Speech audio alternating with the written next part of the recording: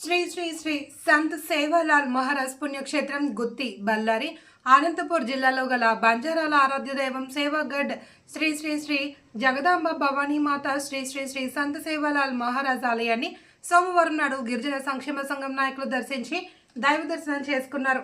అక్కడి స్థానికులతో సేవాలాల్ మహారాజ్ జీవిత చరిత్రను వారి ద్వారా తెలుసుకున్నారు.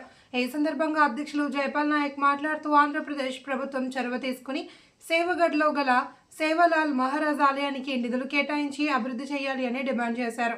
ఈ కార్యక్రమంలో బీడీఎల్ ఉద్యోగి సేనాధిపతి రాథోడ్, నాయకులు రాణా ప్రతాప్ రాథోడ్, మాంజా నాయక్, గణేష్లు పాల్గొన్నారు.